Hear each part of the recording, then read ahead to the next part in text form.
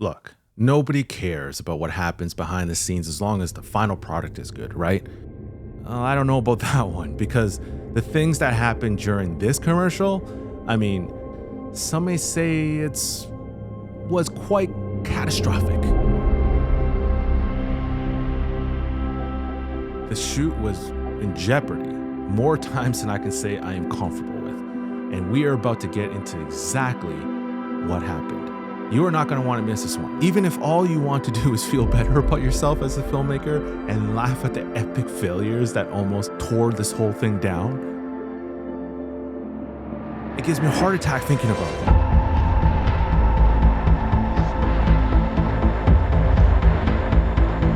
So welcome to the Apple Box Podcast. I'm your host, Danny Lau, along with my co-host and partner in crime, Anthony Voltsinis, who was there for this. So let's get into it. We were talking about the infamous Hayabusa Athleisure campaign video project that we shot. Photo video, actually. Photo video, yeah. Part of a big campaign. Massive campaign we shot, probably one of the biggest ones we've worked on together. Yes. It was in June, right? Yes, it was the summer, past summer 2022. So maybe talk about how did you, like the backstory, how you landed the gig and how it all came to be. Yeah, so Hayabusa and I, we go way back because of it's one of Joe's sponsors, so Joe kind of connected me through that. Fast forward all that backstory, but essentially, we finally hooked up in a gig that I did for relatively cheap, I think. It was just kind of like a, show me what you're made of type of gig, and that's where I brought you along. So, after that, I kind of earned their trust. We did one big commercial with them. No, it wasn't us. They hired a different crew for it. You were part of that too, remember? Yeah. And I was the BTS video guy. And so I was taking BTS of everything. So I think from there, I developed a relationship with Phil because Phil is the creative director over there and the marketing head. And so I remember me and him were just chilling. BTS guy didn't have much to do. So got to hang out with Phil. We got along really well. And then from there, he was just like, that was a bigger production. That was in that 2-day shoot, I think it was, that they did. It was a bigger production for them. So he wanted to do more social stuff. So he reached out to me and he was just more like, yeah, we want more social ads, something that's a little less, not so expensive. And so he came to me and that's where we started that. And then eventually when we did enough of that, I think we did a T3 line. So that's a lot of stuff that you still see in my IG. The T3 line, lower budget type of stuff. And then eventually Athleisure came along. And when he called me for that, initially he told me, I think he said that he wanted to go to an agency for it because it was a big release for them. This is a brand new product for them. They wanted to take it and really amp it up. And they did an amazing freaking video in Denver that is actually on the website. It's one of the first things you see there. That thing is unbelievable. And so they did it. They really invested a lot of money into it, but they also told me hey, there's a campaign that we want to do online, an online campaign. And, the budget was the biggest that I've, personally dealt with as a single operator, that was almost kind of over my head a little bit, to be honest, but I had to keep my composure. I'm sure if Phil's watching this right now, he's seeing how I really felt, I was nervous. I was nervous because Hayabusa is such a great company and such great people to work with. And Phil is so amazing that when you know this more than anything, when you like somebody that you work with, it makes you even work harder for them. You want to make sure that you want to make sure that they're happy. So I pulled a lot of guns. I called almost everybody I could that I knew I could afford, with the budget that I had.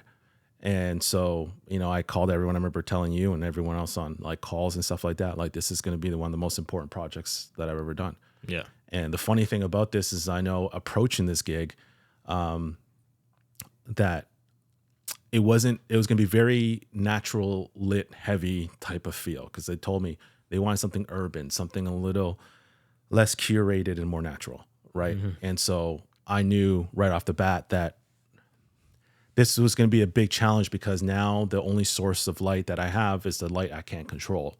And that's the sun, so I knew this is my biggest challenge was I don't have crew. I didn't have enough budget or I could have, but I could have blown it all and paid myself not much. Right. That, I knew this was going to take most of my summer up. So if I take most of my summer, I got to pay myself. Right. Yeah. So, I knew right away, I'm not going to have teams to be able to put up 12 buys and overhead rigs and and run with the people and like do all kind of, I don't have money for steady cams and all kind of stuff.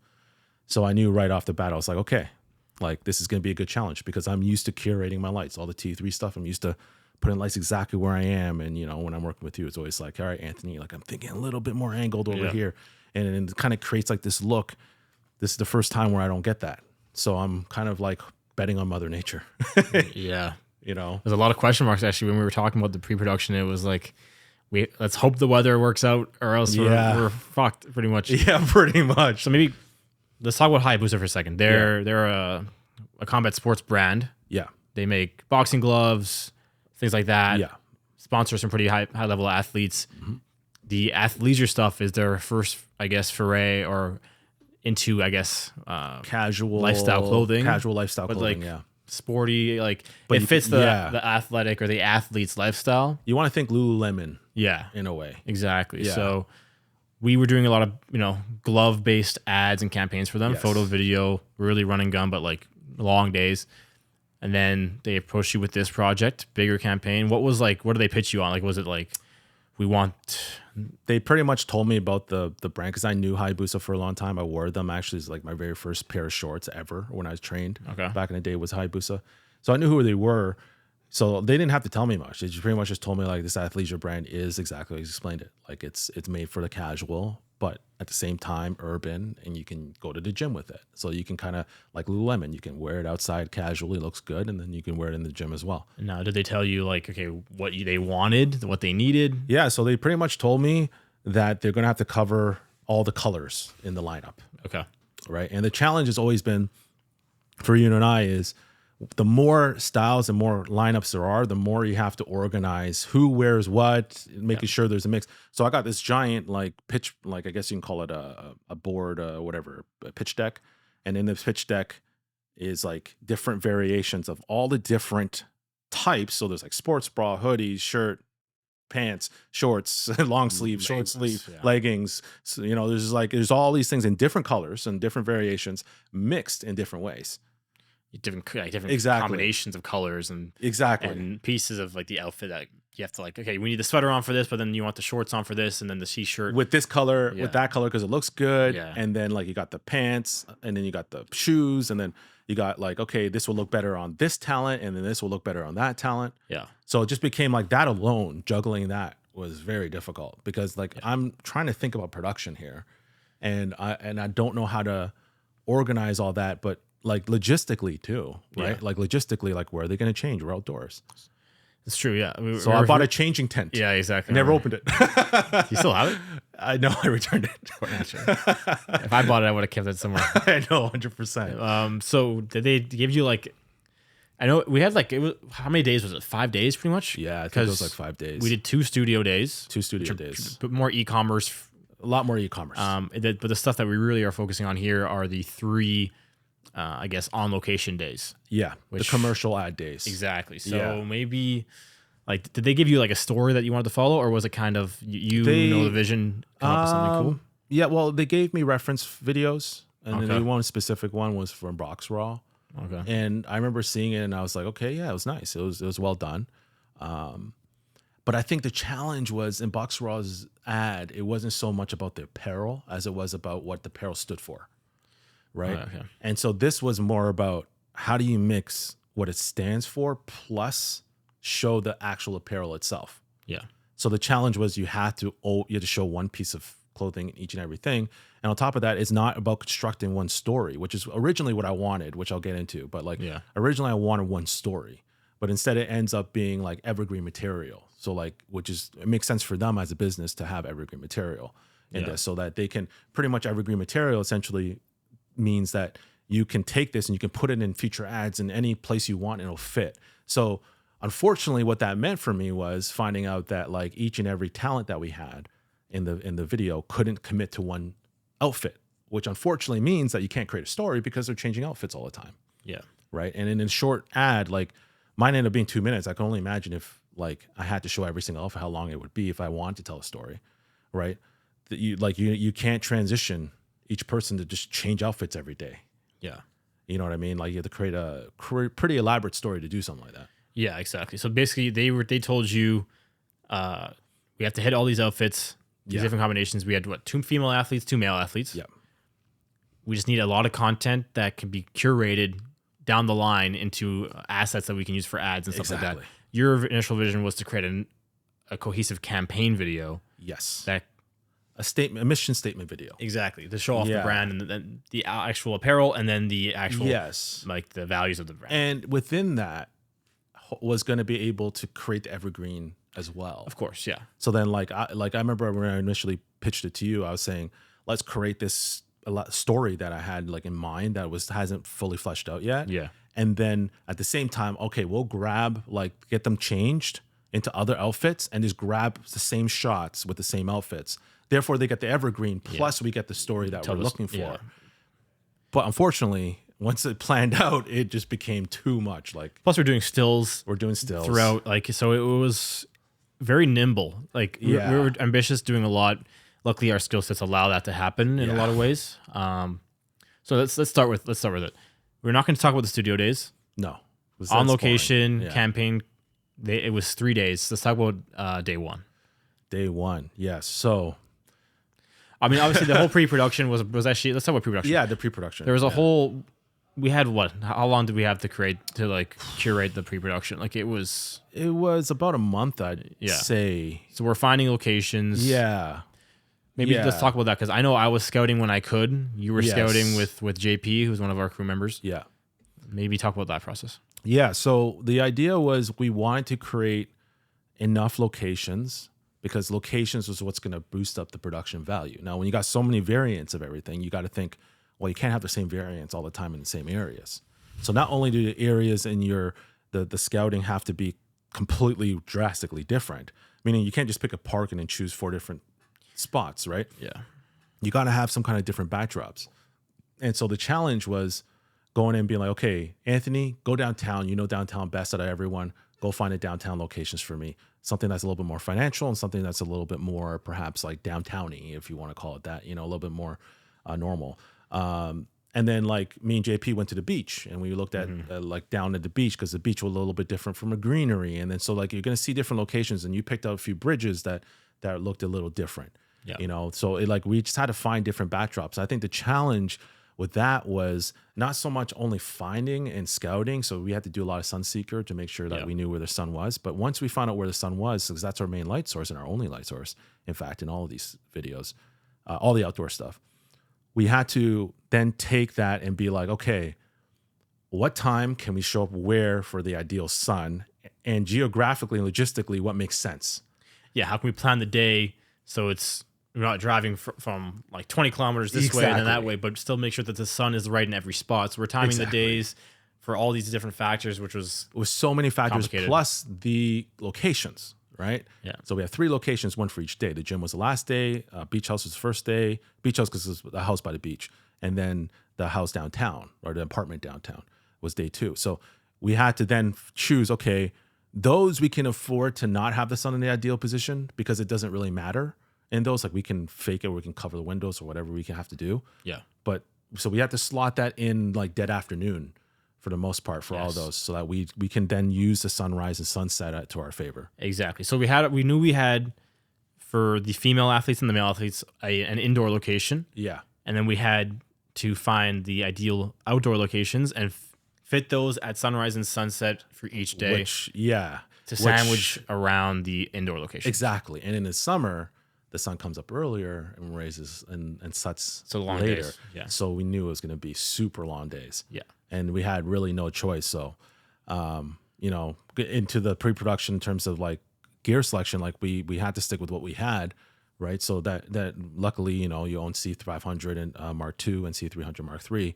So we knew, camera-wise, sensor-wise, we're fine. Yep. In terms of lenses, I wanted something different because I didn't want something too clinical or too sharp because I didn't want it to look like every other video, right? Like, have that same feel of the videos that we see everywhere. Not anything against it. I just want it to be something different. I needed some character. Especially since we know we're kind of running and gunning a lot of the outdoor stuff. Yeah. You needed to have like that next level of character to like really help. Exactly. Like just to help bring out like just a little bit more organicness to the feel, a little bit more vintage, essentially. So we end up with the Leica Rs. Yes. How did we get to that point? I believe you were into like vintage, like collecting vintage lenses. Like you were starting to research it. Yeah, I was big. I knew about the Leica R's for a while. Yeah. And then I don't even know how I brought it up to you, but I think you just told me, you're like, yo, have you heard of Leica R's? I'm like, yeah, I've seen them around. Like they're very, very popular. And then I think one time you're just like, we should use them one day. Yeah. And then I looked into renting them originally from like OC, but I don't think they had it available. Okay. And then eventually JP, who knows Renzo from Ibuki Rentals, Buki had them. Yeah. Renzo owns a set, so I ended up renting from them. And that was out of pocket kind of thing, an investment. Yes, that was an investment. So there was a lot of moments in this shoot that were out of investment, out of my own pocket, because it meant that much to me to make sure this was done right. Yeah. Because this is one of those shoots that like it could easily go wrong. Like one thing, like it rains, you fucked up an entire scene. It's over. It could easily go wrong, and a lot of things went wrong. We're gonna get into that, but but back to Leicas. Yeah, Leicas were perfect. I think they were the right. Like for me, if I only have one light source, the key thing for me is how do you make things interesting. Yeah. If I can't bring in modifiers and I don't have teams to diffuse or to bounce or to whatever to neg, like the only way to make it interesting for me is to have lenses with a lot of character. And the Leicas, I knew that they flared like extravagantly, you point towards the sun. So a lot of it was planning how to get backlight to get those flares to hit the screen, because otherwise, I feel like if I just use Sigmas, for example, like it just looked like everyone else's video.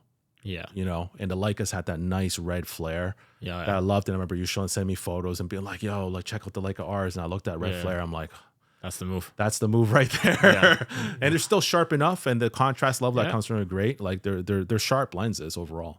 Interesting. So, but yeah, the look, the contrast, everything, it was perfect. But those flares sold it to me. So to wrap up pre-production, it was a lot of scheduling, a lot of producing on your end. Huge. Because you're also managing talent. When's talent available? Because they have full-time jobs, they have lives. Yes. Some people are traveling from different areas of the province. And then to try and convince them to be like, hey, come from Cambridge, like Isabel came from Cambridge. We got to meet at 5 a.m. Yeah.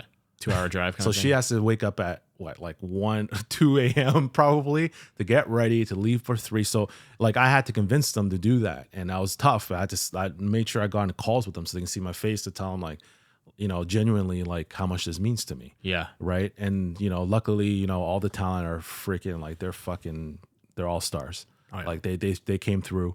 Everyone on the crew. Everyone on the crew. Like everyone came through. Like I was asking a lot from people. Yeah. In this thing. But yeah, pre-production was tough. The planning was very stressful, to the point where like I'm not gonna lie, like I do all this planning and I had this plan to like I had the song chosen out, I had everything chosen out. Didn't end up using any of it because by the time I got to the creative part of it, I had no energy left.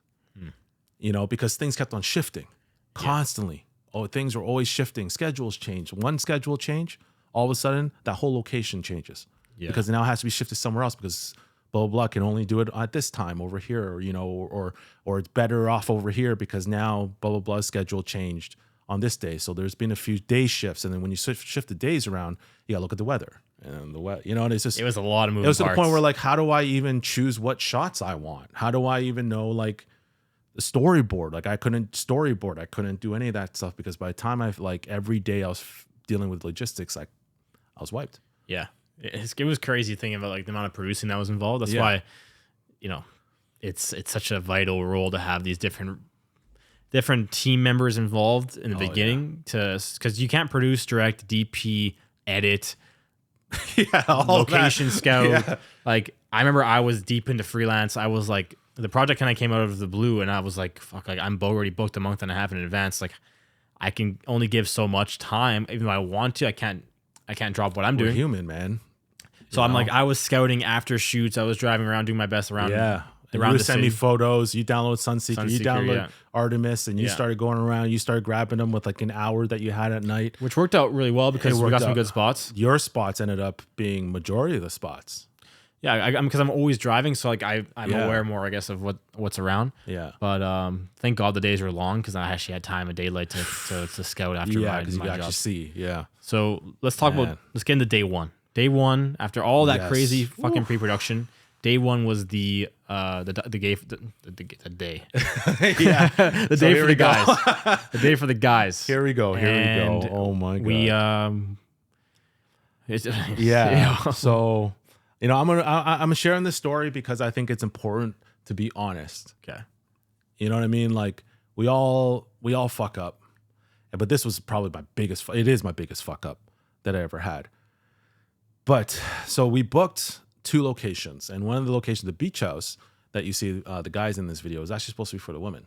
And then the apartment was actually supposed to be for the guys. Now in hindsight, like when I look back now, I'm like, thank God, because it ended up working out. Yeah, right.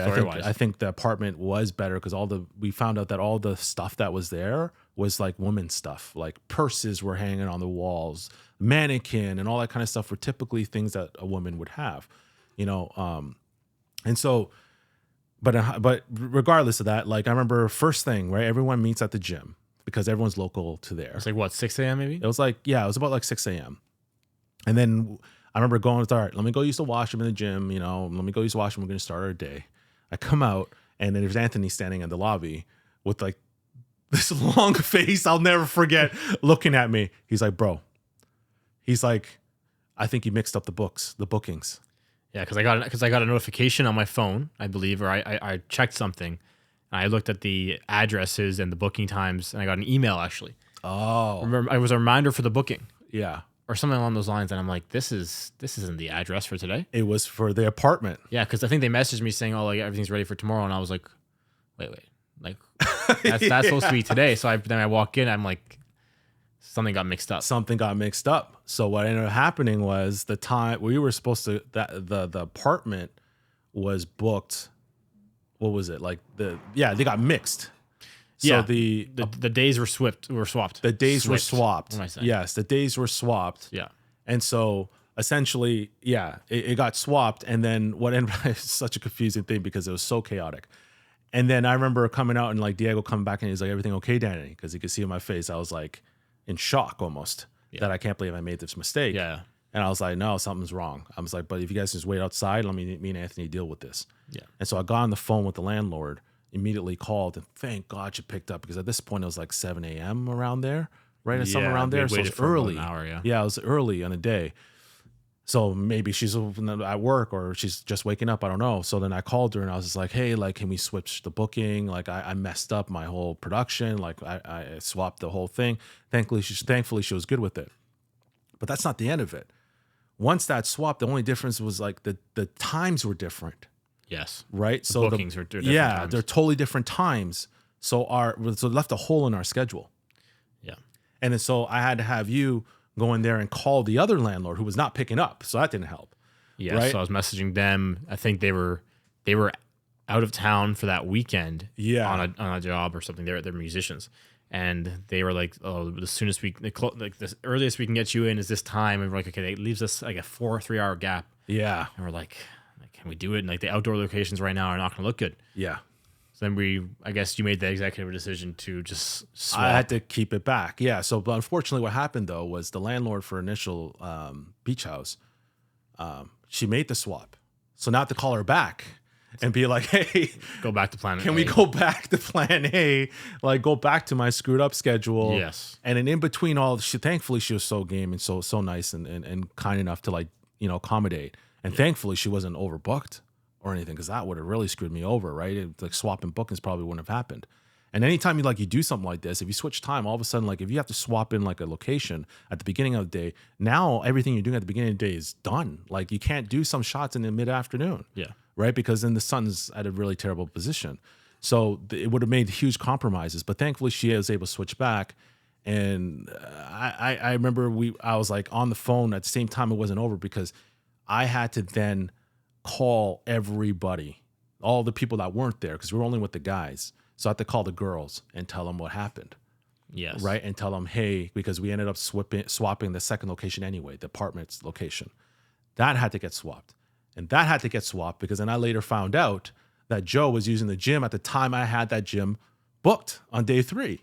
Even I'm confused right now. It's very confusing, right? Yeah. So the first 2 day locations were swapped. And then I found out as I was going on that Joe on day 3 had booked fighters to come in and train. Yes. And because he owns a gym, he gets it goes whatever he says, right? So now I didn't have the gym on day 3 either. Yeah. So now I had to call the girls and be like, hey, how can we make this whole schedule work? So it just became a giant mess. I was on the phone. I remember Isabel was game, but she said she had a thing that she had to go to on one of the days, so we had to cut her short on one day. Yeah.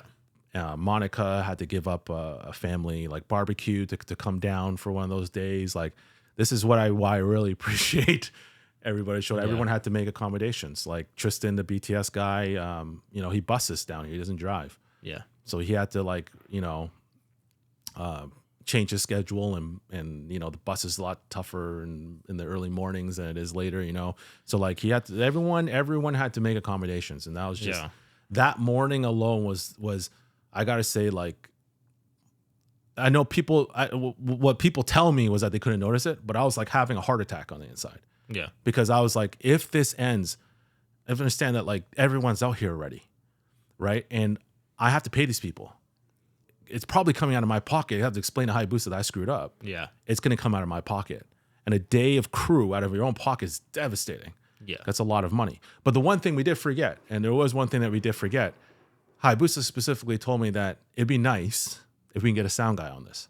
Yeah. Because he wanted to capture the sounds. And unfortunately, sound guy ghosted us. Never showed up. Never showed up. Yeah. So now no sound guy, but I was able to move on from that, thankfully, because it's like, you know what? That's the least of my worries with all these other problems that we're going through. Yeah. The sound guy not showing us, least of my worries. We can work around that. Yeah. Right? Like, it doesn't really matter. We stick a mic on top or whatever, or you use scratch audio from the camera. We're not like recording critical sound here. But that was another, just added to the morning. So we sorted out the locations. We're like, okay, we're going to the beach house. Yes. First. So once everything was organized, okay, we have a new game plan. Mm-hmm. We head to the beach house. We shot some exteriors first before they can let us in. Yeah. I believe.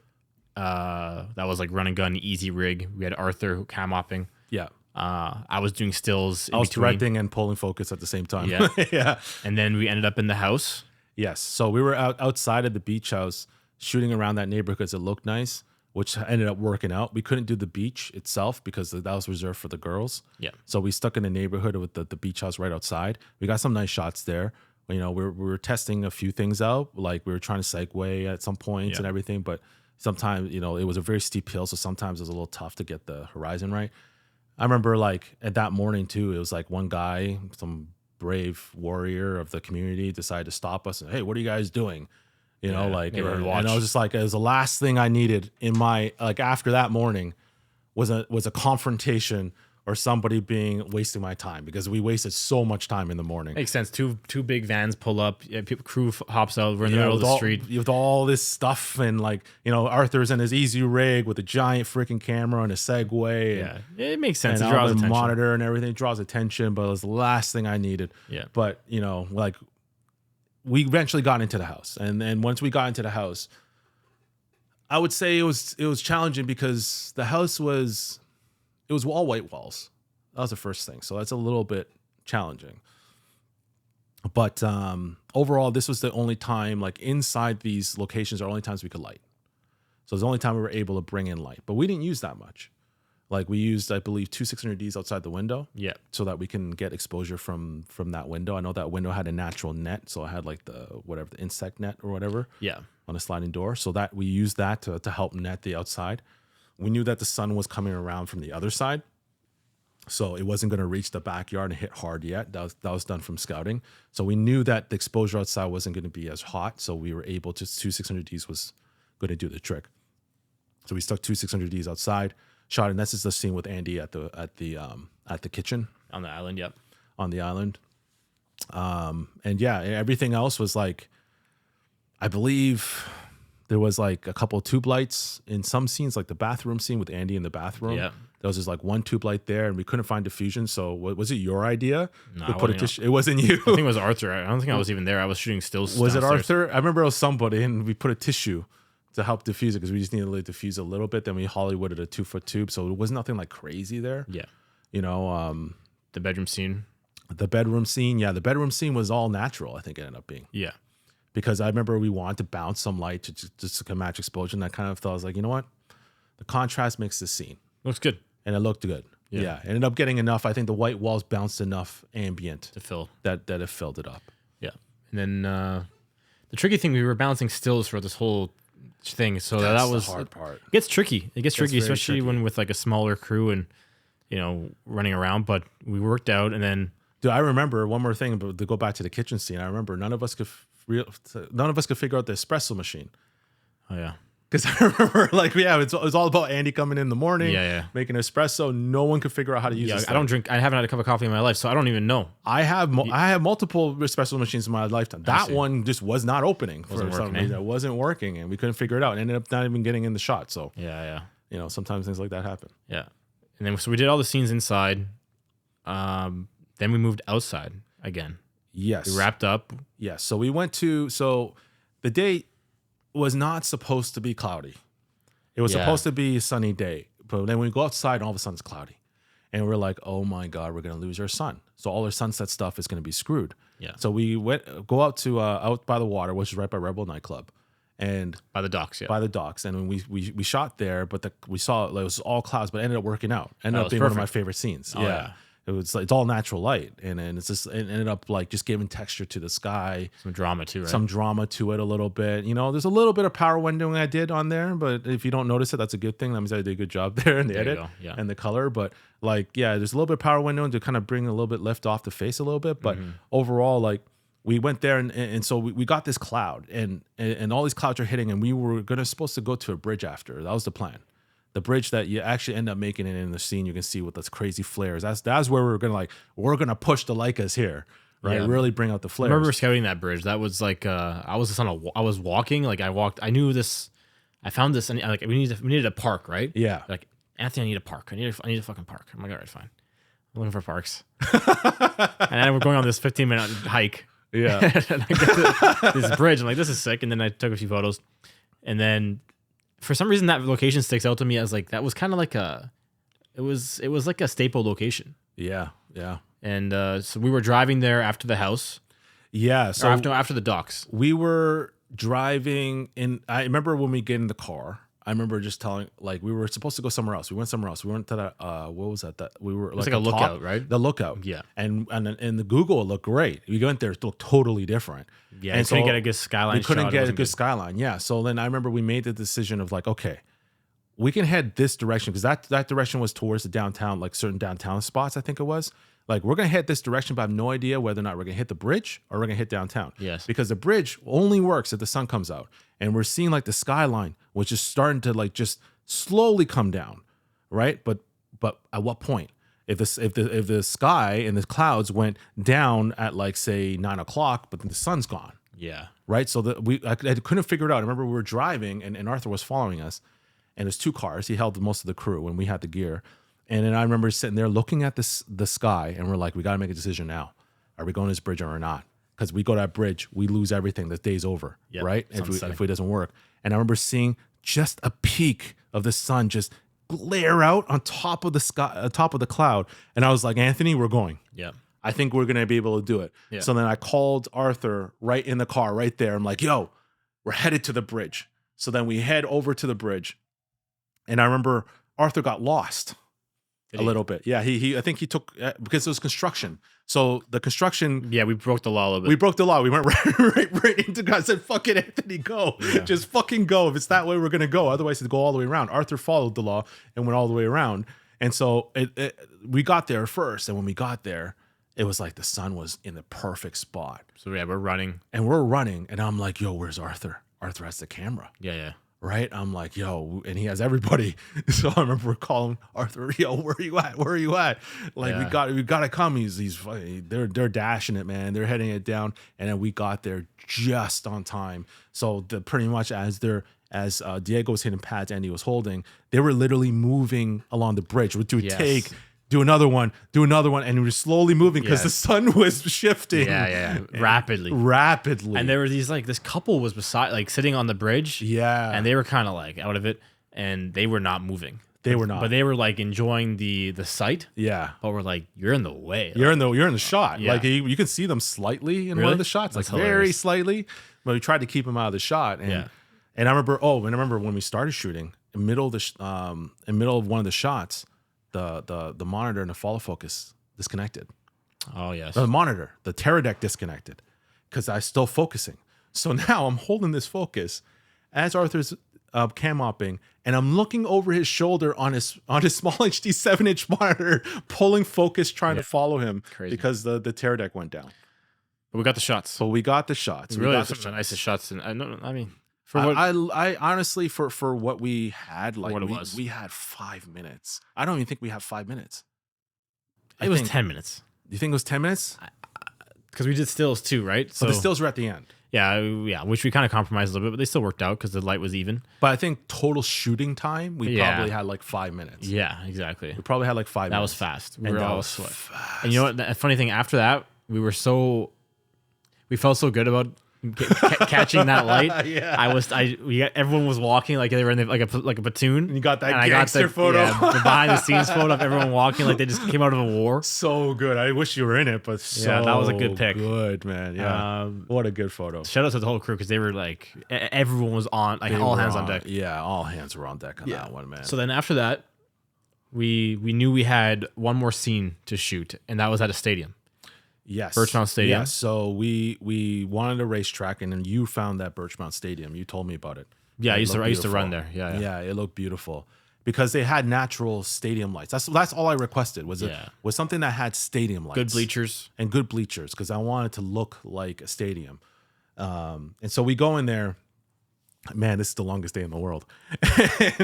and so we bring our Segway, and the idea was to get Andy running and get some like sprinting shots. Yes. Yeah. Right. So get Diego as well, but the main focus was going to be Andy because Diego had the bridge.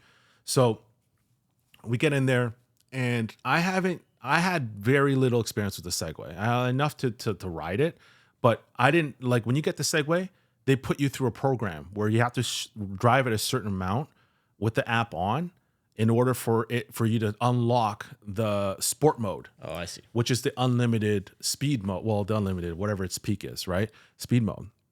So the Segway was still on rookie mode. So in other words, if you went to a certain speed, it would beep, beep, beep, and it won't let you go any faster. It'll just beep, beep, beep, annoyingly until you stop. And so when we were doing our shots, we initially got in there. It was pretty much empty, a couple people in the field, but it's fine. Right, we get into this thing, and then Arthur starts going on the Segway. Andy sits down, ready to go. He starts dashing. The Segway can't keep up. So we have about a second. I think it makes it in the video, that second, because I really like that stadium. And so immediately all you hear is beep, beep, beep. And we couldn't keep up. So we're trying to fix it and get it so that Andy, maybe find a speed where you can go slower, and we can still get the shot, but make it look like you're running fast. And by the time we got to doing an actual take, like a third take, I think it was. By the third take, we just discovered we got to like really slow him down to find the right speed. We think we got the right speed. What happens? The V-mount battery dies on the camera. Oh yeah. So now we don't have a battery because we just came thinking we're just going to get this done fast and get out. So Arthur says, I have V-mounts in my van. Now this feels big. So like it takes about a 5-minute walk, I'd say, there and back in order for him to get the V-mount. So he rushes out, and I was like, Arthur, take the Segway, right? Take the Segway. So he goes, okay, hops on the Segway. And that beep is so loud, especially at night. And all you hear is beep, beep, beep, beep, beep, beep, beep, beep, beep. So loud. And he goes all the way there. And then as he comes back, he gets yelled at because I guess that caught the attention of the field supervisor. I don't know, whoever works there. Yeah. Caught the attention. And so Arthur had to get off. And he's getting yelled at. He's getting scolded at by this guy, right? And so, like, by the time Arthur comes in, he's like, yeah, that guy won't let us use it. He won't let us ride it on the field, which to me is whatever. Like, I guess rules are rules, right? But at the end of the day, I'm like, we're not doing anyone harm, right? Yeah. So I was telling Arthur, I'm like, we can't use it. Let's just get pad work here. Fuck it. Let's get pad work before we go. So we start shooting pad work, right? And I don't know if that makes it in the video at all because we didn't have much time. And because of the rush and the pressure, right? Like it took a few times before Andy was actually able to like get his flow and like hit the pads. And it's the first time to hold mitts. And anyone who's trained knows that first time you ever hold mitts for somebody, it takes a process. You got to start with the jab. You got to go slow. But I was like, rush, go, go, go, go, go, go, go. Yeah. Right? This guy comes out and yells at us. Yeah. He starts swearing. He starts running out from his office towards the thing. We're like, all right, whatever. Like we're out. You know, and we kind of like pushed our luck. We did one more take, and then he got really mad, and he started watching us. And And then we had to leave. And that was unfortunate because I really think, because I had just figured out how to get that thing out of sport mode while he was getting a V-mount. Oh. I figured it out. And I figured out how to override it so we can get the sport mode. So we could have got the speed. We could have got the shot. If I never told Arthur to take the Segway with him. To save time. To go save time and get that V-mount, we would have been fine. Yeah, so that was a crazy. Mistakes were made a lot that day. Yeah. So we end up, we wrapped up. People were driving home. That was our first and last day with Arthur as a cam op. Yeah. And that's pretty much it. Then we led into day 2, which was even crazier. Yeah, so here we are. We finished at like 11 p.m., I want to say, 11:30 p.m. that day. I think 11, yeah. I think it was like 11.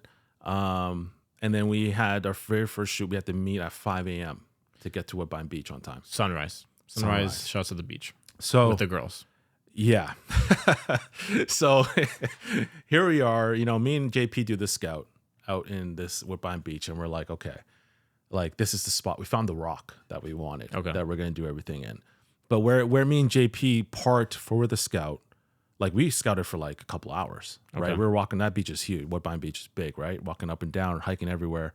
And so, we were there, and I remember where we parked, but I didn't realize how far it was from the rock, right? I didn't realize how far we had run because we'd gone in circles. And so the day we came in, I told you, hey, park over here. Yeah. Right? Ended up being so far. Now the problem was on that day, I think your back was done, right? Like you couldn't. Yeah, I had back injuries from the other Hayabusa shoots. I think I literally was seeing and I also had a car accident, so I was seeing like a physiotherapist. And all this you were other limping. Stuff. Yeah, you couldn't lift anything heavy, and I remember I was just like, "Fuck!" So I had to carry everything.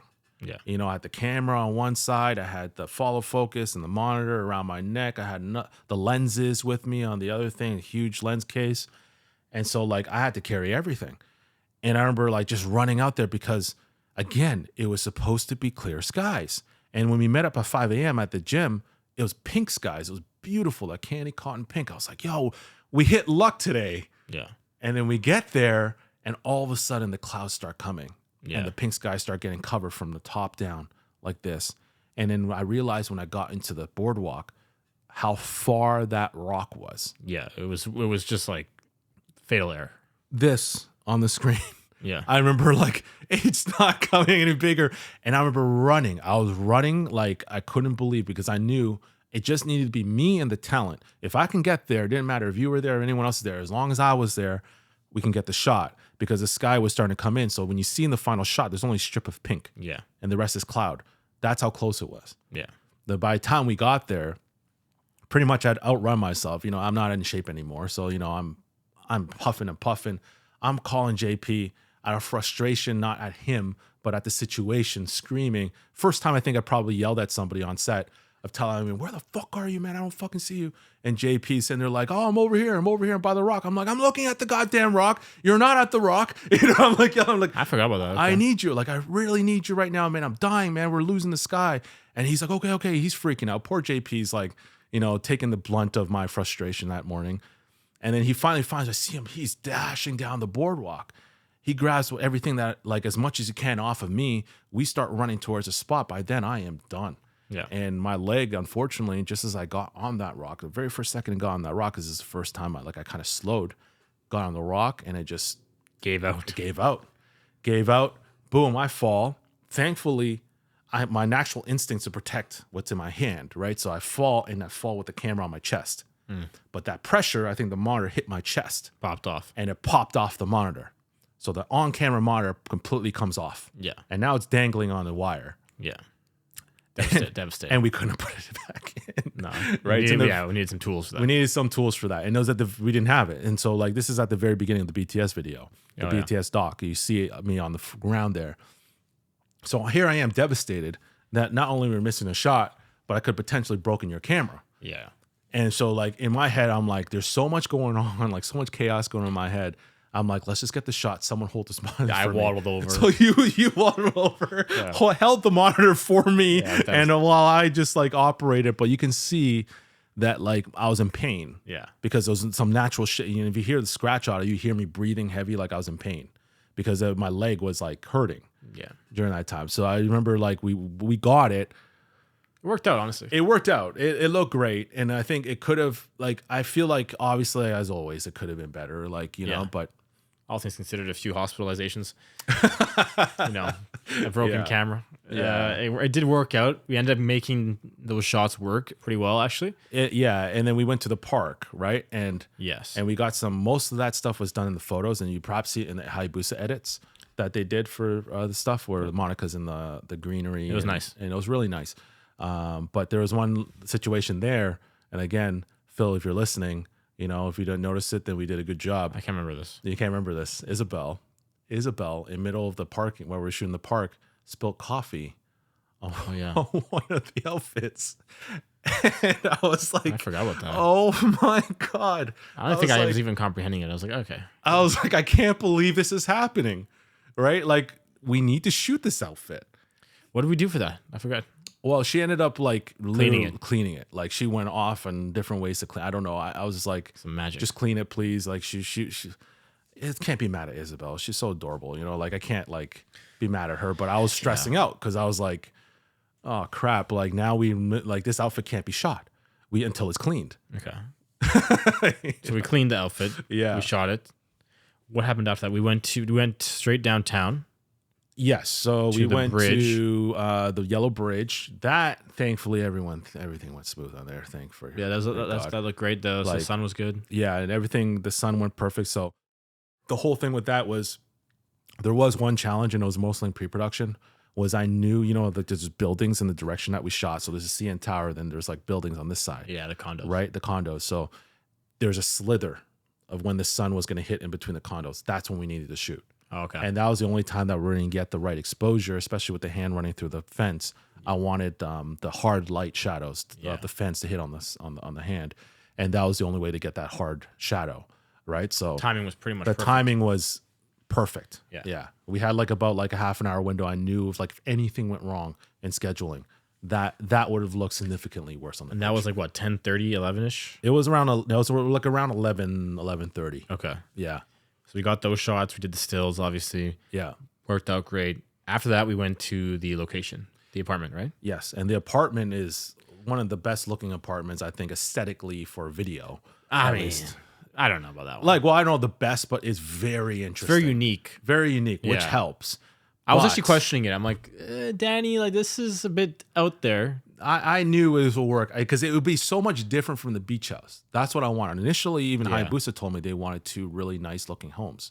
Modern. And I pitched them on this vintage looking type of home, like with a lot of vintage like collectibles everywhere. It's almost like a pack rat owned it. Yeah, exactly. And I was just like, this could be really tell a story of two different things. And so when I got approval from Hayabusa to book that place, I know it was really extravagant, but I was like, I love it. Now the first challenge we had when we got in there was no rigging points. So this is like a little apartment, I guess, that was on like a third floor, I would say. Yeah. Second, third floor. Something like that. We need an elevator to get up there. Yeah. So we couldn't light from outside because we were middle downtown, right? So we couldn't light from outside. So there was no rigging points. I was surprised to see that when we looked at the roof was really low. This is where in hindsight, it was good that there was the girls there because the guys would have been really tall. And meaning that their heads would have been almost at the roof, which made it a lot more difficult to light. And everyone knows it's DPs, like a low roof is scary. It sucks because you're going to see everything on it. You can't hide it. So you can't hide fixtures in it, right? So when I looked at it, I'm like, it's smooth. I'm like, oh crap, like how the hell are we going to light this? So it took us a while to get our very first shot when Isabel's packing her bag. Yeah. And it took us a while because I couldn't find a spot to get the lights in. I think we ended up just taking T2Cs, which are the Amaran tube lights, and we stuck it in the glass behind, just off screen over there, just to get to motivate the key, which was essentially the bulbs, and then those were natural. Luckily, those were dimmer because those were hot, so we had to bring those down. And then all I did was like, you know what? Let's just look at the practicals. Let's just let the practicals be. Let me just work with the practicals. You know, like try not to complicate this thing too much. So I looked at the practicals. I'm like, let's post to the practicals, and then we had a 600D that's actually hidden in a corner. And I'll mark it on the video here. But like you see it hidden in the corner, and at 0.1%, shooting in, and we just took atmosphere aerosol just to give it that atmosphere, and hazed it up. And because it was 1.1% was still too powerful, we took an ND. Yeah, and we just clipped it on top of it like a gel. Yeah. And that way it brought the level down to where we needed it to, because I was lighting to the practicals. And that was it. It was just pretty much like two lights, right? You got tube lights, I count them as one, two tube lights, I count them as one, and then you got one hard source coming through there, kind of acting like the window light. But they had really interesting practicals there, because they had right by the mannequin, they had this weird light that was hitting the top. It was kind of doing like an effect. Yeah. Purple effect. Yeah, it was like I don't even know what to call it. I don't know what they call those, but yeah, they had one of those on. And I was like, it added to it. Yeah, it added to it. I was like, this is anything I could take right now to make this more interesting. Let's do it. That was honestly, I remember that apartment was very tricky. Yeah. Like I by the end of that, because it was very crammed too, so we're loading all this gear in. Yeah. And there's like a bunch of us, maybe 6 people in there, and also the studio owners were in there too, like because they're which was not expected. Yeah. So we were managing all that, but they were great. They were really good people. It's just to me, it's like it took me by surprise at first, because I was like, why are they here? We rented this space. Yeah. And I was afraid that they were going to get in the way, or they were going to be, distraction, but they were very accommodating. They ended up being great. Yeah. But then Isabel had to leave. So that's when Isabel had to go. Yes. We did all the scenes in there. Yeah. Fuck it. I don't know. Honestly, that was very tricky. It was tiring. That was tough. It was tough. It was also hot. So we were like, yeah, it was just a lot. Drinking a lot of water. And eventually Isabel had to leave, right? Mm-hmm. And then we were unloading, packing everything up, and we had 2 more locations. Yes. Yeah. So we had 2 more locations after that. We had to go from there to back to the beach, but the park area of the beach. Yeah, with these we little wanted paths. to grab Monica, running through there, and then kind of create like a running scene for her. So we had Andrew. So then we met with Andrew, my buddy, good Andrew, who's a guest on this podcast episode. Gimbal Op, Cam Op. Depending on when you watch this, might have came out, not yet. Gimbal Op. He runs a lot of gimbal, so I knew he had the gimbal set, and we didn't have time. Like, we didn't even have space to have a gimbal on scene. So on set. So like there was no time to sit there and like, all right, Anthony, all right, let's start raking out the gimbal. Let's start putting this, like, just wasn't time. Yeah. So like he just, I knew him coming down. He came down and did it, pretty much pro bono, because, he's a good friend of mine, and we help each other out, and he came down just for a couple hours and just to shoot those scenes. Yeah. Really professional. Yeah. Andrew's amazing. Andrew's freaking G.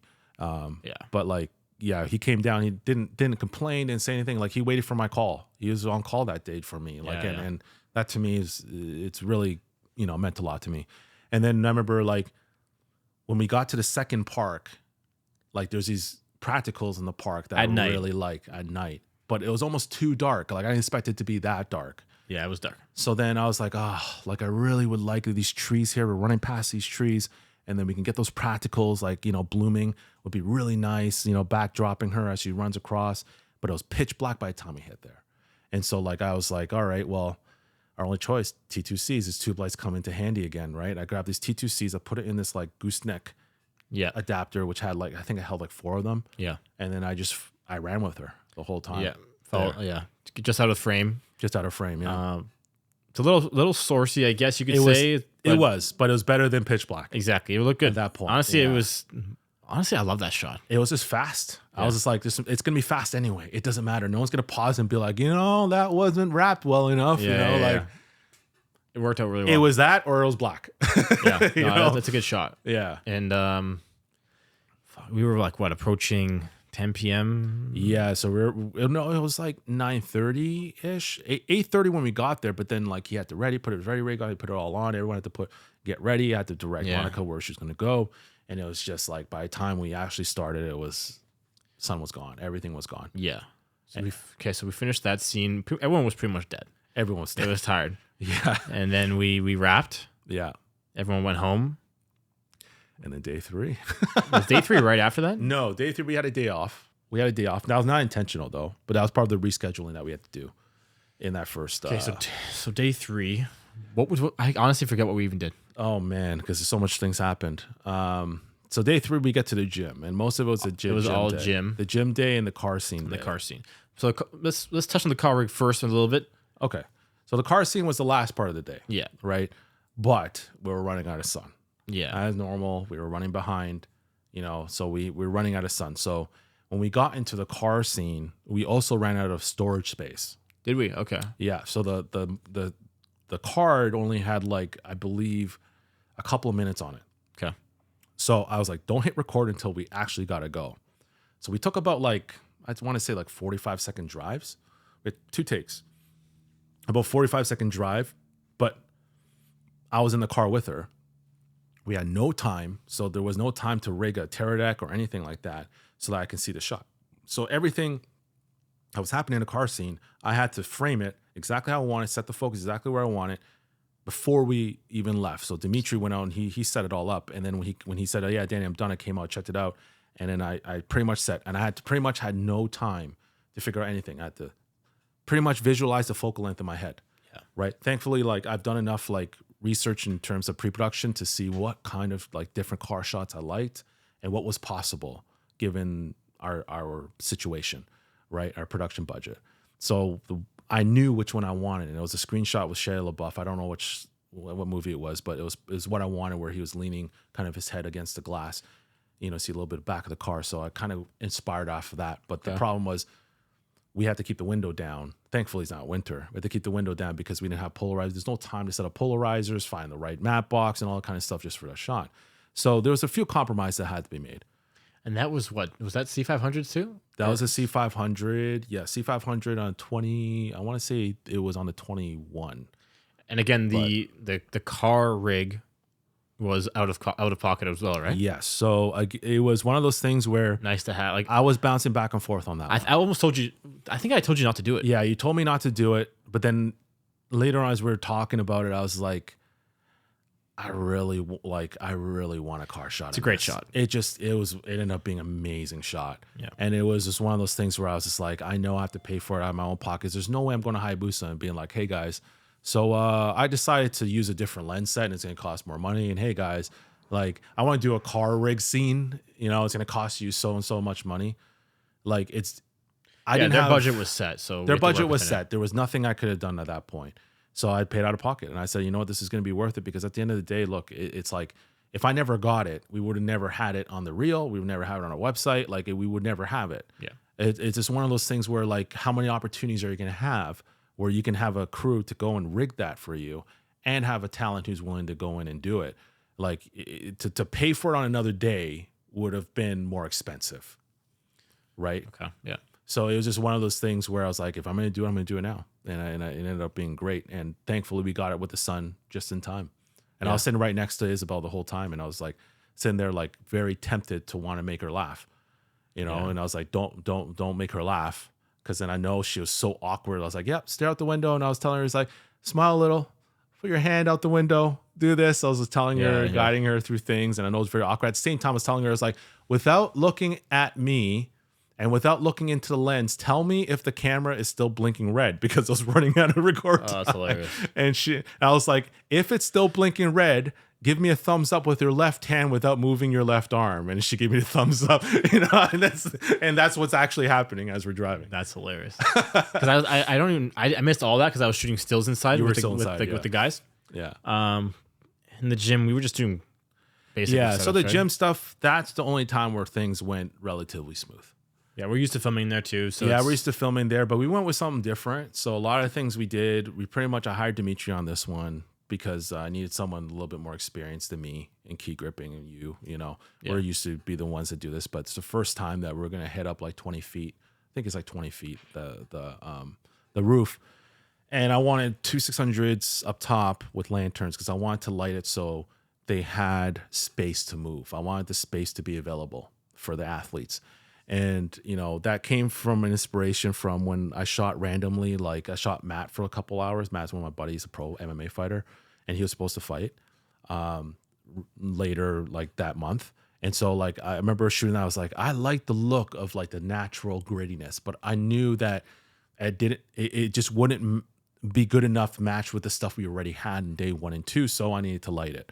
And so that's where I brought in, I was like, you know what, let's just supplement what I see up top and allow the actors or the talent to do whatever they want. Yeah. With the freedom of the segue, I'm able to get a lot more interesting shots. I'm able to fly around in circles without seeing stands anywhere.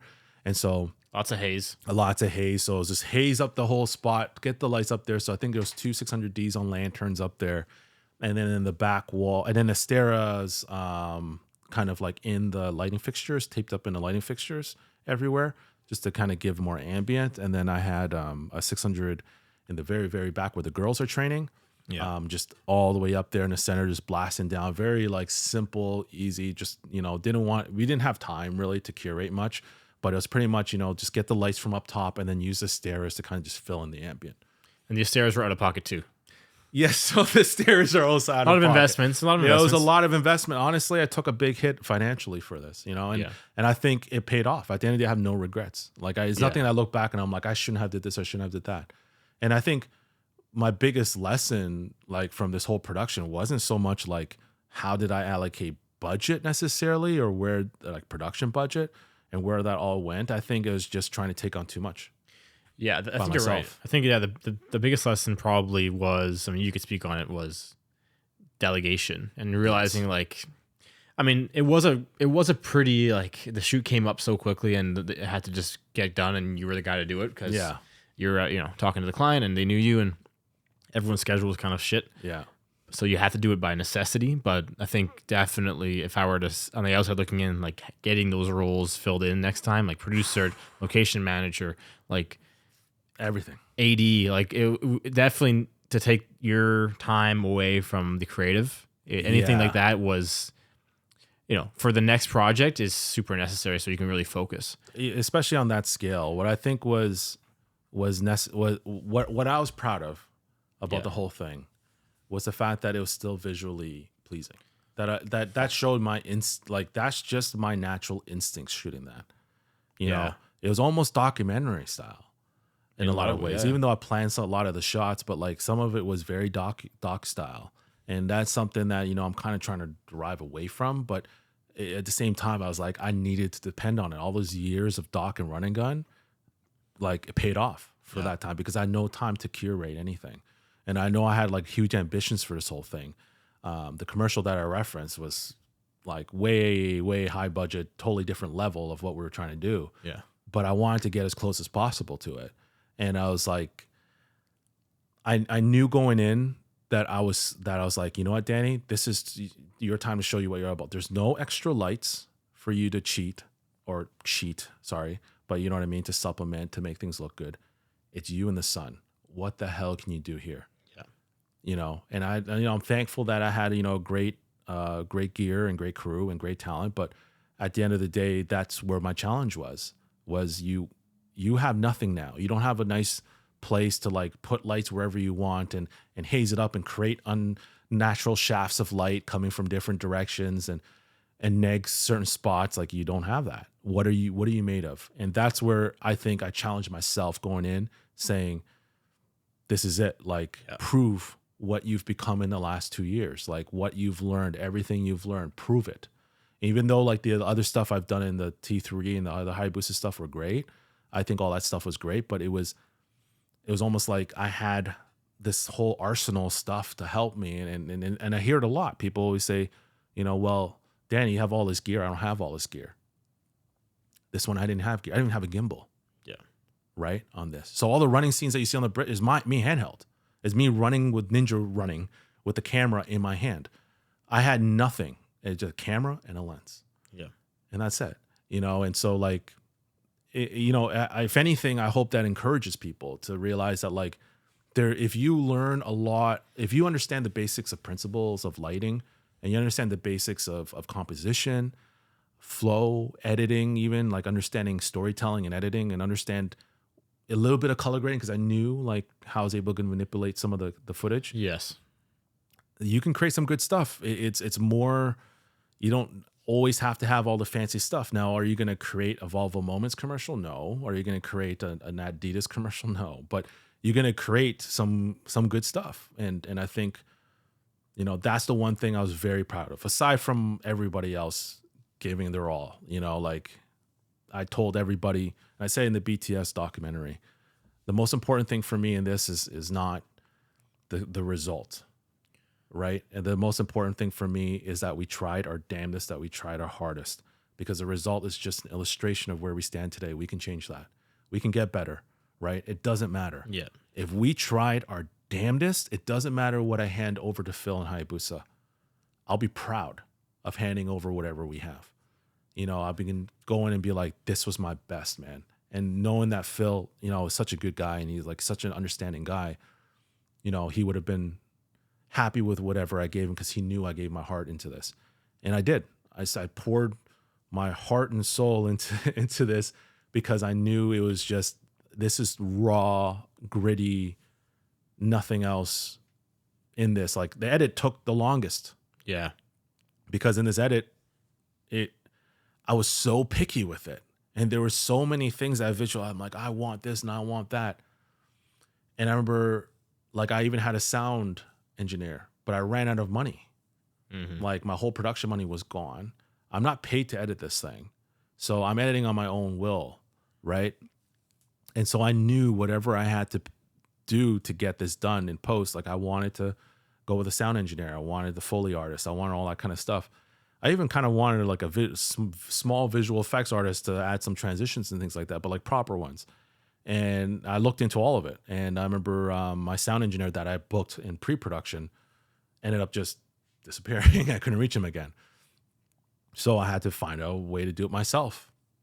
Not having the sound guide, that hurt at that point because I needed clean sound. And I couldn't get clean sound because all you hear is me huffing and puffing when I'm running. You hear like the handling of the camera. And so I was very selective with how much sound I had to work with. And I remember in the edit, I went through multiple revisions. And to the point where coloring was smooth. I got the color pretty much in the first try because I already kind of knew what I wanted. And once I got into that, it was like, okay, it's going well. Then I put it together and the original song that I had done for this didn't work. It just didn't fit. It didn't fit at all. And I love that song because that song gave me chills. And I think everyone that I showed it to on the team was like, yo, this is going to be a powerful song for this. And so I bought the rights to the song and everything. I already had it ready. And it didn't work. And that was devastating to me because as an editor, you know what it's like. You're sitting there like, I want this to work. Like you're almost forcing it, even though you know it's not best for the deep down, you're like, I gotta change it. You gotta change it. And and then you change it and you're like, yeah, that's the right song. Yeah, exactly. Things just eventually click and it's like, let go of my ego a little bit, let go of my preference. That was hard because it took me a while to let go of that ego. It's not even ego. It's just like it's your initial vision, right? Because it's hard to compromise. And it would have worked for like my initial vision of the story-based, like the mission-based video, but it doesn't work for an evergreen like thing that we put together. Okay. And so, you know, I went with a different song and it ended up working. And I remember like going through VOs of it, and I went through different versions of VOs. And when I do VO, I don't script. I just talk, and then I talk from my heart. And when I talk, I then take it and I just like, okay, let me change this because the wording is a little weird. You know, let me change this a little bit. I just let my heart speak, and then I just, you know, revise from there. Yeah. And I just kind of curate a VO. And I remember I had a VO. I think I had it sitting for like. This probably sat for at least like 4 or 5 months of editing. And I think I let it sit for like a month and a half or 2 months before I even showed you the VO section. Because I looked at I remember seeing, I was like, either I'm sick of my own voice or something just is missing from this whole thing. Something is missing. It didn't feel right. So in middle of my Montreal trip, I went to Montreal at one point. One of my closest friends from LA, Cynthia, she came down to Montreal, and she works with Ronda Rousey, so she was working with Ronda when she did a show here in Montreal. Not here, but in Canada, Montreal. So I went to Montreal. I might as well go visit her. My best friend lives down there, so we all got together. And I remember telling her, I showed her the video. I was like, it's missing something. And I'm like, wait a minute. I remember Cynthia did. She worked for Invicta FC. And I remember she did a documentary one time on one of the fighters, and she did a VO for it. And I remember first time I ever heard it, I'm like, that's you? I'm like, damn, like, that doesn't sound like you at all. I was sitting there like, it's epic. Like, your voice is nice. So I told her, I was like, why don't you read the script for me? And it was like, it wasn't a script, but I just typed out what I said, right? What I had written in this whole VO. Like a transcript. Like a transcript, yeah. And then I gave it to her, and she's like, yeah, I'll give it a shot. And I'm like, this might work out. So I thought initially that it was going to be only Cynthia now. And then when I put it on only Cynthia, I was like, it's felt like mine, where I was like, something's not right. And then eventually I was like, what if it's just me and her? And I think it's because there's so many people, it's guy, girl, guy, girl, guy, girl, Yes, yeah. that it felt wrong just having a guy and having just a girl. So when it came to mix it mixed in. And the VO was actually half of what it actually was supposed to be. Okay. The VO was supposed to go throughout the whole video. I couldn't say anything when the VO kind of cuts off. There was nothing coming to me at the end there, and I just couldn't figure it out. So I just left it, and I was like, you know what? Let the visuals take over from there. And, you know, to be honest, the edit's the part that I was like, I enjoy it, and you know, I'm glad that other people enjoy it. I personally wish I could have put more resources into it. Yeah. That if I had the resources, I would have definitely put. I'm not the world's best editor. I'm good enough to service what I do and service what we do, but I'm not like an editor. I'm not gonna sit there and be like, I'm the best editor and I'm a good colorist. I'm not. I'm good enough to do this, but overall, like my passion is not in editing, and so, you know, I wish I could have sourced it somehow a little bit, but it turned out the way it was, and honestly, like, I'm proud of it. Yeah. Yeah. I mean, I remember I didn't know Cynthia was the voiceover for that. I wasn't really that involved in the edit. That's why. Yeah, you weren't involved at all. So yeah. it's like, looking back, that's kind of crazy. I didn't realize it was 4 or 5 months before it was 4 or 5 done. months. Yeah. But yeah. So what would you say? This is a heavy project. Yeah, it was. Yeah. What would you say? Biggest takeaways? Top 3. Give me top 3 takeaways. Lessons learned. Things to do differently. Trust people. That's one. Trust people. So you have to. That pretty much means you have to find people that you can trust exactly around you. You got to trust people. That goes with the delegation aspect of things. Yes. You know, and I've had trouble trusting people. I'm, you know, like, this is why we connect, because you're the same way in a lot of ways. Like, I'm pretty, like, when I get committed to something, I work like freaking like a maniac. I work obsessively. It's insane. Like, I was once addicted to video games. And when I found my career, it's like I disappeared. It's cold turkey. Yeah. When I first got into shape the first time, went from eating junk food to cold turkey. I'm that kind of guy. I'm really extreme, right? And so when it comes to like productions like this, I get this production, I'm like, holy crap, I can't wait to do this. This means the world to me. Yeah. I don't have any patience, and I don't trust people. So the moment it's like I delegate something to somebody, if they don't do it within the time period that I would do it in, I take it back, and then I don't trust them, and then I do it. So trusting people, I think, is one of the key things. Number 2, I think it's very important. Experience is very important. Don't take on more than you can eat.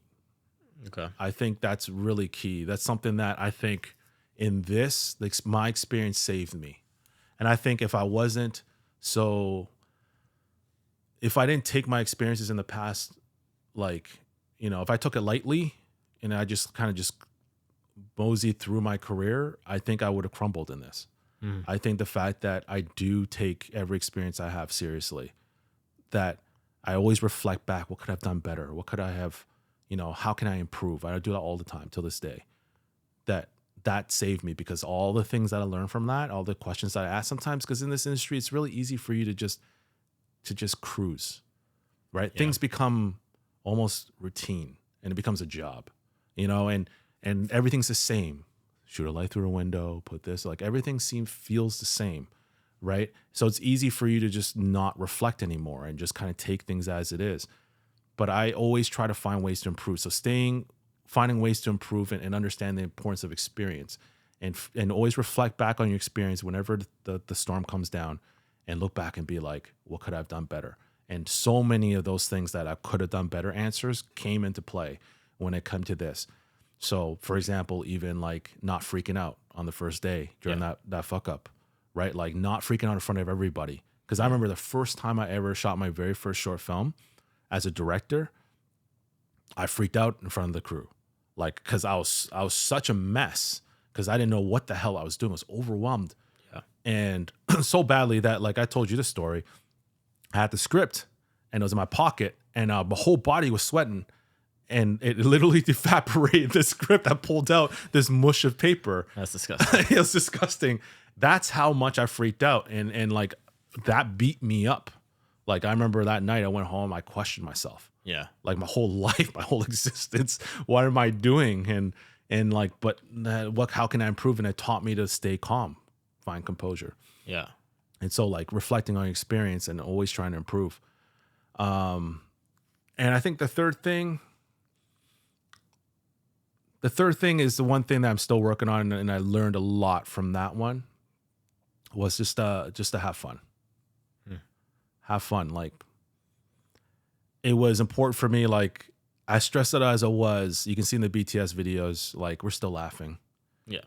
You and I are doing stupid jokes, you know, making faces at Monica, making her laugh, you know, like joking with Isabel, joking with the guys, joking with Andy, joking with Diego, and find ways to keep it light, because at the end of the day, like, if you don't have fun, is it even worth it? You know, like, and I think, you know, again, that comes from experience, knowing that even despite all the mess that you just heard of the day 1, day 2, day 3, especially day 1 and day 2, like, how do you continue to keep it light? Everyone's looking at me to see what we're supposed to do. So that also includes the mood.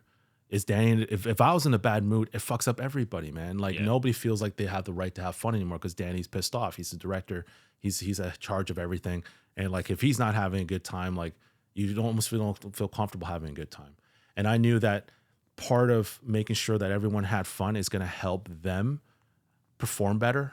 Yeah. And then therefore at least save the aspects of the production that I can't save by all my screw ups and all my mistakes, you know. And that's why it's you know, having fun has more accolades than just, you know, laughing and having fun. Like, it brings out the best out of everybody around you. And then in essence, everyone being so lighthearted and everyone being so happy, because overall it seemed like everybody was having fun. I hope everyone had fun, you know, and everyone was lighthearted, that it came back around and eventually put me in a better mood. Yeah. Seeing that everybody was having fun in that day. So, you know, you got to have fun, man. And, you know, the whole producing thing, I realized that you know, this is, I guess, number 4, but the whole thing producing wise, I've realized is like, it's just not my passion. This is not what I want to do. I want to focus on DPing. Yeah. And I think that was a really big thing. This is why we start Faction, because I think you would have a lot of fun doing all that kind of stuff, you know, like problem solving and putting those puzzle pieces together. You told me afterwards, like, oh, that's like what I like to do. Yeah. You know, find a way to figure out the schedule and all that kind of stuff. And I just realized it wasn't me. Like, this is good experience for me to realize it wasn't me. I still do it, and I still have to, because I have to make a living, you know, but I realized it isn't me. And I know next time, if I were to have a bigger thing, and hopefully that's where, you know, why we created Faction, that it'll be like, okay, this is what Anthony wants to do. Let me try to focus on the visuals, and perhaps it could be more than just a run and gun camera and lens type of shoot. Yeah. I mean, that's the whole point of the company, is we can't do anything alone anymore. And I think that project actually was a pretty good representation of the exact reason why we're starting this. That accentuated it. Yeah. I think that was like almost a tipping point, because it was successful. Yeah. Like, it was ambitious. We got it done. The client loved it. Phil loved it. Yeah. It's doing well for them. Yeah. And it's like, but it shows that, you know, there's holes that need to be filled. Yeah. Literally. And we, as a team, as we build the team as well, I think we're both going to complement each other and service the productions in a greater way, and hopefully mitigate any of those issues going forward too. And like, also have fun. Like, I remember, despite everything, like, I was like, I would do this every single day. I think I said that. And you were broken too. You're injured while you're saying this. Yeah, I know. Yeah, I don't know. My back was not in good shape, but it was like, I would do this because it's about the people. It's about literally, you know, it felt like a family. And that's you told me, you're like, yeah, it felt good to be around good people for 3 days. Yeah, 100%. I'm like, yo, we're tired. It's 16-hour days. We're not sleeping much. Yeah. You know, it's hot. We're sweating. We're moving. We're sore. But fuck, I would do it every day of the week if it was with the same people and the same crew. And that's why that fucking photo of all of us, everyone walking so as a sunset on that goddamn bridge is such an epic shot. That represented. That's some G shit. That's like, it's literally, it makes everything worth it, because it's like everyone there, at least in my eyes, was having a good time, was there for the right reasons. That's the most underrated part of a producer and direct. Well, I say more of a director, because the producer's more back end, but as a director, like, despite all the chaos, despite the fact that half the time it's in there like praying and hoping that the sun doesn't change, or it doesn't rain on us, or cloud doesn't cover it, like, how do I make it so that it's fun? And I think, you know, that's where I think you play the biggest part in it. Like you are the almost the jokester of the group, the person who like everyone loves to just come up to, and the people radiate to you because you have a charisma about you. And so I think that's a big part of like understanding as a director from my point of view, just my perspective solely. It's like you got to pick people around you who are just more than just skilled. Obviously you're multi-skilled, but like how are they on set? Everybody needs to mesh well on set. So having you, Arthur, Ace, JP, Tristan. The talent around. Like I made sure I met Tristan and talked to him before, he came on set. He's a legend, man. This is because he's amazing. And like I need people who can all I know cohesively can work together, because if one crack shows up, like what if the sound guy would have been an asshole? Maybe it was a blessing in disguise, right? Like if he did show up, and what if he was an asshole? Right. And that could have ruined the whole thing, right? So having someone like you who is multifaceted in both being able to help me AC, but also help me grip, and also help me like first AD in a lot of ways. And then at the same time, keep the crew kind of in a good morale and good mood, I think plays such a big factor, especially when I have so much of things going on in my head.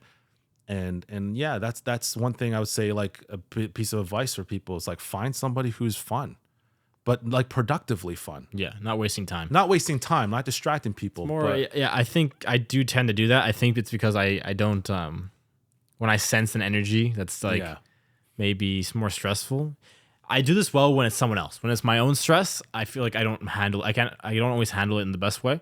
And people can really read how I feel. Yeah. And I'm working on that because I kind of wear my emotions on my sleeve in a lot of ways. Yeah. But I think that's maybe why I'm empathetic. So when I see, you get a lot of pressure on you, I'm like, and the crew is invested into this as well. Obviously their time.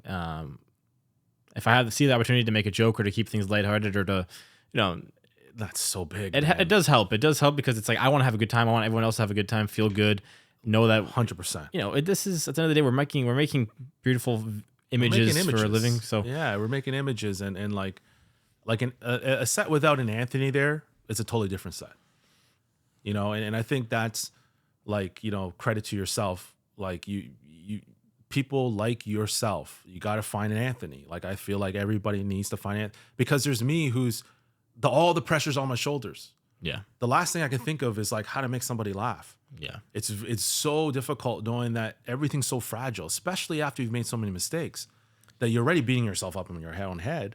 Yeah. So like you like, how do you do? I can't think about those things. And I know that like, no matter how much fun I have, that if I don't go back to Phil or Hayabusa with the stuff they're asking for, that's my whole reputation. That could be my career. 100%. Right. So I think everybody needs that person. But the difference between you is you're kind of a unicorn, right? In a sense that you are also that, but you are also a talented, all around kind of swing in every single direction. Like, how to AC, you own the equipment. So you know how to AC, you know how to grip, you know how to do those things. You know how to talk to people, you know how to first AD, you know how to do all that kind of stuff. You know how to produce. And so like you knowing that stuff also takes a lot off my shoulders. So, I think that's what also made this whole thing possible, was the fact that like you and I our whole careers have been multifaceted. We learn everything ourselves. We try to be jack of all trades and realized like perhaps now is not the time anymore in our careers to be jack of all trades, but it paid us off during that shoot. Yeah, it definitely. And it also helps us going forward. Like we know every aspect of things to a certain level. Yeah. Now we can crew out for it. We can hire people. We understand the value of it. Yeah. We understand how, like what they need to do their best job. Yeah. And ultimately, we're trying to make the client happy too, right? So exactly. that's the biggest thing. So mixing those two, how do you mix those two? That's the challenge. So as a producer, I made a lot of mistakes, but that I think was still a great feat. That was a great accomplishment for me as a producer. The fact that as a producer director, despite being DP2, producer director, I'm very proud of the fact that everybody seemed like they had a good time, or, at least it seemed that way. And it ended up being a lighthearted whole thing for everybody else, that I was able to take on the burden, on my shoulders without spreading that onto everybody else. Exactly. So yeah, but it's a good project, man. Yeah. I mean, I think it's going to be the staple for us right now, as hopefully we go along, we get better stuff, and we create bigger stuff than that. But overall, just the beginning. Right now, it's just the beginning. But right now, I'm very proud of that project.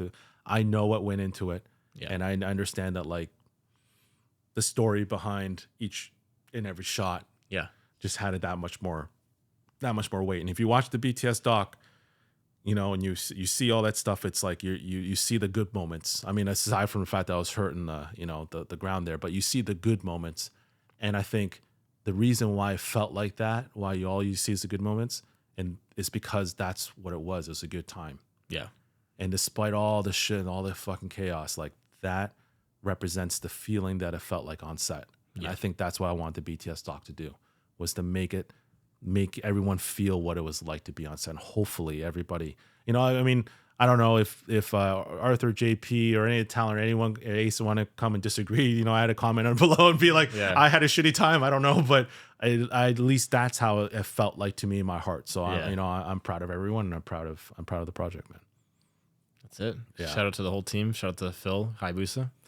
It was a doozy, but we got through it. We got through it. So. All right. Cool. Well, we'll play the video one more time here, the commercial one more time at the end of the segment. Yeah. And hope you guys liked the episode and learned a lot. Fuck yeah. That's a wrap. Fade out the awkward the awkward ending. That's a wrap. This isn't about what you can achieve. This isn't even about the If I result. said it once, I said it 1,000 times. This is the biggest news in sports history. It's about how you get there. It's about the journey. It's what you leave behind. The trail that inspires others to follow along. It's setting the example to all the younger generations that whatever it is you're doing is possible. I don't want no shortcuts. I don't want it handed to me. I want to earn it. I want to fight for it.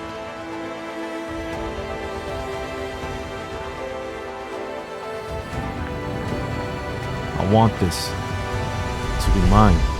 I want this to be mine.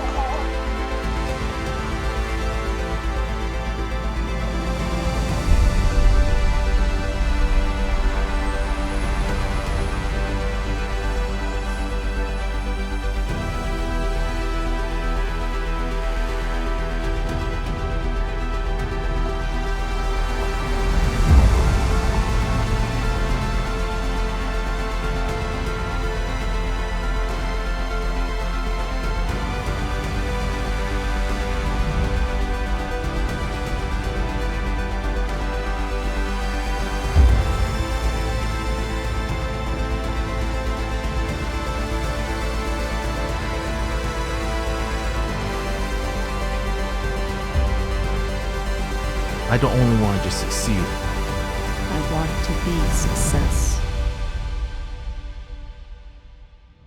I want to redefine success.